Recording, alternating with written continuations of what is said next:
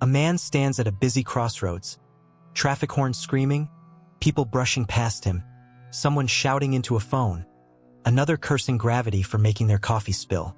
The world moves in frantic currents, each person pulled by their own invisible undertow. But the man is still. His breath is slow. His face carries no tension, no irritation, no panic. It's as if a quiet realm surrounds him, untouched by the chaos pressing in from all directions. The unsettling question is this: what does he know that the rest of us don't? Because most of us wake up already bracing for impact. Before our feet touch the floor, we're bombarded by news, notifications, obligations, the endless churn of whatever crisis today has scheduled for us. The world feels like a machine designed to steal our composure. 1,000 tiny demands slicing at our attention until we're frayed and trembling. Yet here stands the calm one, unshaken, unmoved, almost unreal. We like to imagine he's different, perhaps blessed with better circumstances, a gentler past, a quieter mind. But that comforting assumption isn't true. He walks through the same storm as everyone else. The difference is not the world he lives in, but the code he lives by. There is a line from Marcus Aurelius that feels like a riddle carved for moments like this. You have power over your mind, not outside events. Realize this, and you will find strength.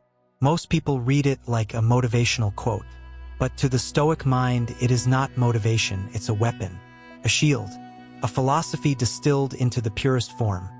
A reminder that the real battleground is not out there, but in here. What shakes us is rarely the event itself, but our frantic interpretation of it.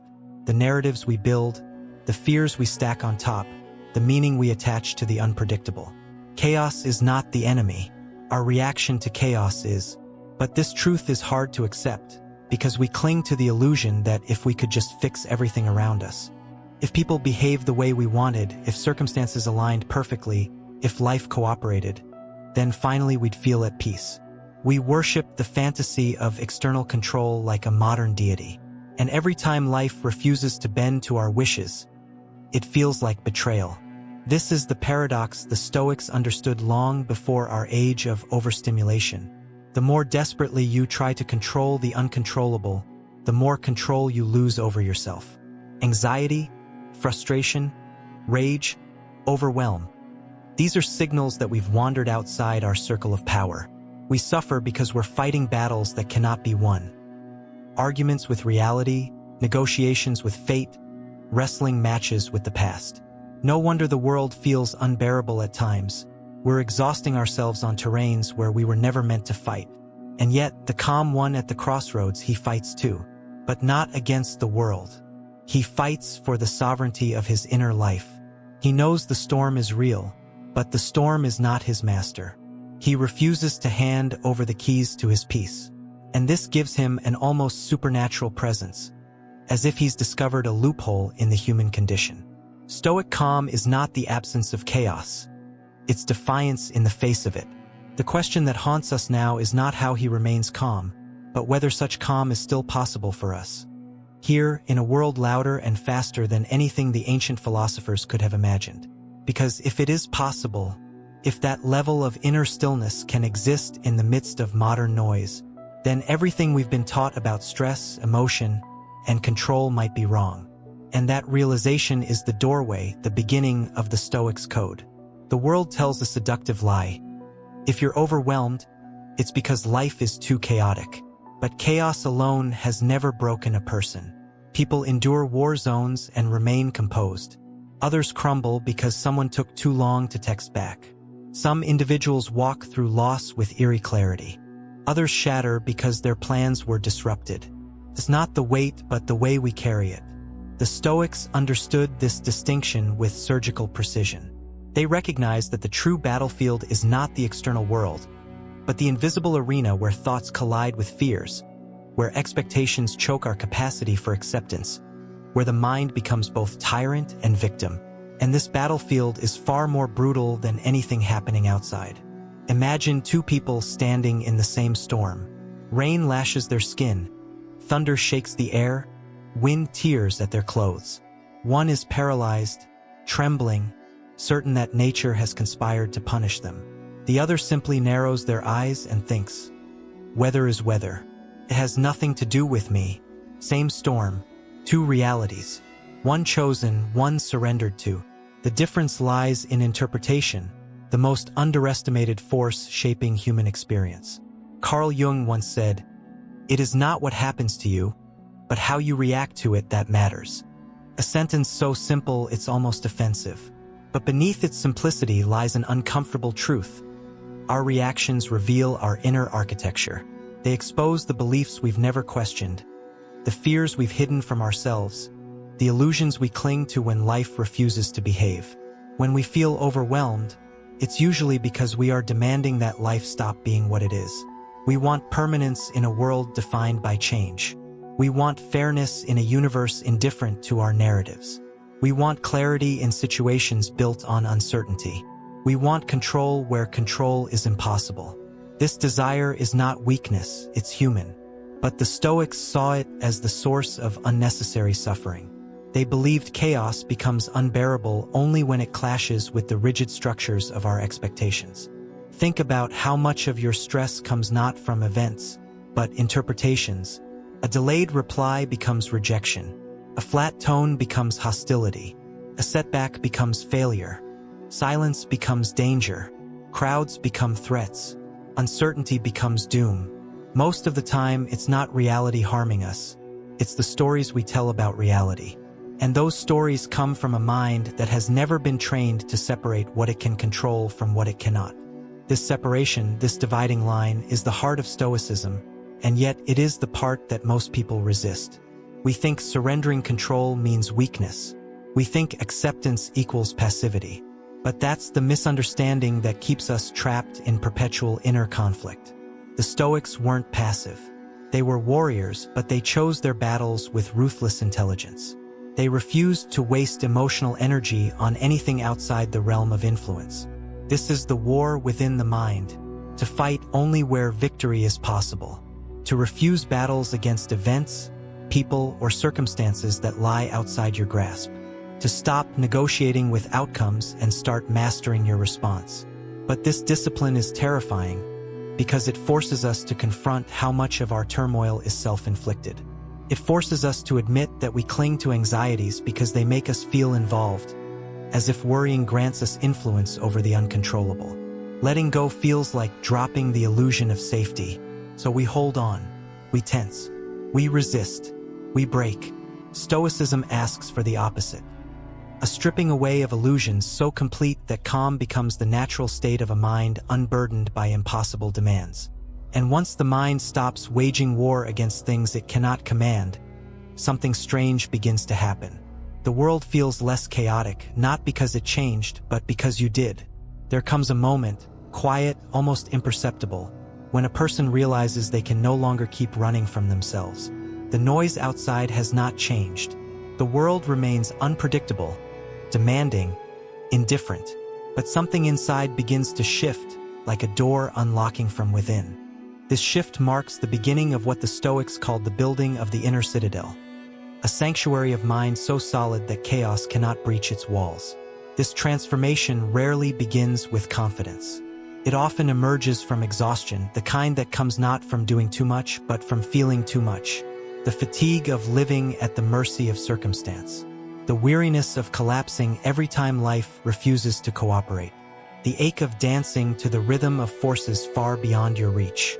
At some point, the mind whispers a realization so simple it feels like revelation. I cannot keep doing this to myself. This is the turning point, the moment a person begins to reclaim themselves. The Stoics believed that calm is not a gift. It's a craft, a discipline, a skill sculpted slowly through deliberate choices. But before a person can practice that craft, they must understand the architecture of their own mind. What triggers their spirals, what fuels their catastrophizing, what illusions they mistake for truths. This phase of transformation is uncomfortable because it requires brutal honesty. It forces you to lay bare the thought patterns you've carried for years, the reflex to assume the worst, the habit of amplifying small problems into disasters, the tendency to attach identity to outcomes, the instinct to let emotions dictate reality. In this introspection, one discovers a sobering truth. Much of the turbulence we experience is self-generated, not imagined, but intensified by the constant commentary of an untrained mind. Epictetus once said, "Men are disturbed not by things, but by the views which they take of them." It's a statement that acts like a mirror. It forces you to look at the distortions you've held onto. The belief that discomfort is danger, that uncertainty is catastrophe, that imperfection is failure. But once you begin to challenge these narratives, something ancient awakens within you. The capacity to remain still without being numb, calm without being detached, strong without being hardened. This is where the inner citadel begins to form. It starts with a single, conscious separation. There is what happens, and there is what I choose to make of it. Everything else builds from this dividing line. Chaos may enter your life, but you decide whether it becomes panic or simply noise. Someone may insult you, but you determine whether it becomes injury or wind passing by. Plans may collapse, but you choose whether it becomes failure or redirection. Fear may arise, but you decide whether it dictates your actions or simply vibrates within them. This inner sovereignty does not appear overnight. It grows each time you refuse to let your emotions dictate your identity. It strengthens each time you return to your breath instead of your catastrophizing. It expands each time you ask, "Is this within my control?" and act accordingly. Slowly, the mind that once reacted to everything becomes the mind that chooses its responses. The storms that once consumed you become weather patterns you observe without drowning in. The anxieties that once dictated your choices lose their authority. What once felt like chaos becomes merely the background sound of life. The world will not grow quieter, but you will. Not out of apathy, but out of mastery. And when that happens, when the inner citadel becomes real, a person begins to experience a kind of peace that feels less like escape and more like truth. Something remarkable happens when a person stops fighting the world and starts aligning with it. The chaos doesn't disappear, but it loses its teeth. What once felt like a threat becomes a landscape. What once felt personal becomes impersonal. Life's unpredictability no longer feels like a violation, but a natural state of things. And in this clarity, a higher perspective begins to emerge. The Stoics believed that serenity is not a passive drift into detachment. It is an active stance toward reality, a willingness to see things as they are, not as our fears or desires distort them.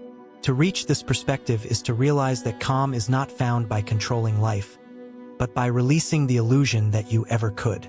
For most of us, calm feels conditional. We think, "I'll be okay once things settle down." But life does not settle. It shifts. It rearranges. It erupts, recovers, surprises, interrupts, and challenges without warning.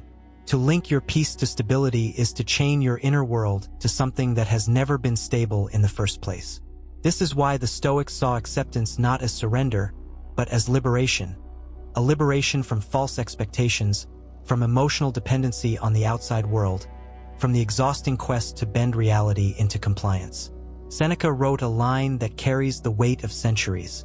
"We suffer more in imagination than in reality." The truth of this becomes unavoidable once you step into the Stoic perspective. You begin to notice how much of your suffering was constructed in the mind long before reality ever arrived. You feared conversations that turned out harmless. You pre-lived failures that never happened. You imagined rejection where none existed. You mourned outcomes that were never real. You tried to control futures you could not predict. All of it, storms made of thoughts, not events. But here, in this stage of transformation, you begin to trust reality more than imagination. Not because reality is always kind, but because imagination is often merciless. Reality is sharp but honest. The mind is vast but dramatic. And when forced to choose, the Stoic chooses the real. This shift in perception is what allows calm to grow into something deeper. Something unshakable, not because life is gentle, but because your relationship with life has changed. Instead of asking life to be predictable, you learn to become adaptable. Instead of asking people to act as you wish, you learn to navigate them as they are. Instead of demanding certainty, You learn to stand with courage in uncertainty. Instead of fearing loss, you learn to value presence over possession. This perspective doesn't dull emotion. It refines it. Fear no longer drives you, it informs you. Anger no longer blinds you, it signals boundaries. Sadness no longer paralyzes you, it deepens your humanity. The Stoics' calm is not the absence of feeling, but the mastery of it. You begin to see life's events as weather patterns, inevitable, changeable, and impersonal. You cannot stop the rain, but you can prepare for it. You cannot command the wind, but you can adjust your sail. You cannot predict the storms, but you can become the kind of person who walks through them without losing themselves. This is the calm beyond control, a calm rooted not in circumstances, but in identity. Not in what happens, but in who you choose to be when it happens. And when you reach this level of perspective, you begin to sense something powerful. That the world's chaos was never the real adversary. It was only the mirror revealing the turbulence already inside you. Now that the inner landscape is changing, that reflection begins to change too. The storm looks different when you are no longer standing in the center of it. There comes a day when you wake up and feel something different in the air. Not around you, but within you. The problems are still there. The world is still loud. The uncertainty still lingers in every corner of your life. But something in you has shifted. A quiet strength, subtle yet unmistakable, begins to move behind your thoughts. You notice it the moment something goes wrong. A delay, a disappointment, a misunderstanding, a plan collapsing in on itself. Before, these moments initiated a spiral, a quick descent into frustration or fear. But now, instead of reacting, you pause. There is space where panic used to be. There is breath where tension used to tighten the chest. There is clarity where the mind once built catastrophes. And something astonishing happens. You realize the world has not become easier. You have become harder to shake. This is the culmination of the Stoics' code. The moment a person ceases to be ruled by external force and becomes governed by inner law. Not rigid law, but conscious law. Not law that restricts, but law that liberates. A way of living in which peace is no longer something you chase, but something you emanate. It's here that the Stoics spoke of true freedom, the kind that cannot be granted or taken away by circumstance. Freedom not from hardship, but from the emotional tyranny of hardship. Freedom not from chaos, but from the belief that chaos has the right to define you. Nietzsche captured this in a single haunting sentence. He who has a why to live can bear almost any how. Purpose is armor. Perspective is shield. And the person who has discovered their inner citadel carries a sense of direction so deeply rooted that the world cannot scatter them. But this transformation is not loud. It doesn't announce itself. It unfolds quietly, in the smallest of daily choices. You no longer answer urgency with urgency. You no longer internalize someone else's chaos. You no longer mistake discomfort for danger. You no longer expect the world to behave. You no longer react as if everything is an attack. Instead, you choose. You respond. You interpret. You filter. You stand. Your inner life becomes something sacred, a place no one else has the authority to disturb. And in protecting this inner ground, you begin to live with a profound kind of stillness, not because life has slowed down, but because you have. This is when you start to understand what the Stoics really meant by invincibility. They didn't mean physical survival or emotional numbness. They meant a person whose peace no longer depends on what comes their way, a person the world can influence but not unmake. You still feel emotions deeply, fully, honestly, but emotions no longer own you. You still face uncertainty, but uncertainty no longer paralyzes you. You still encounter chaos, but chaos no longer enters your mind without permission. And gradually, you realize the truth the ancient philosophers tried to teach. The world has never been the enemy. The storm was never the problem. The chaos was never personal. The only thing that ever needed conquering was the untrained mind. Now that it has been trained, now that you have learned to stand calm in the midst of everything, life begins to reveal a strange and unexpected beauty. Without the fog of fear and resistance, you begin to see more clearly. People as they are, events as they unfold, yourself as you truly are beneath the layers of noise. And from this clarity grows a deeper peace. A peace that does not depend on fortune or circumstance, but on the simple, unwavering decision to remain sovereign over your inner world. A peace the world can no longer touch. And when someone asks you how you learn to stay calm in a chaotic world, you will not offer advice or philosophy or steps. You will simply look at them with quiet eyes and say, "Because I finally understood which battles were mine, and which were never mine to begin with."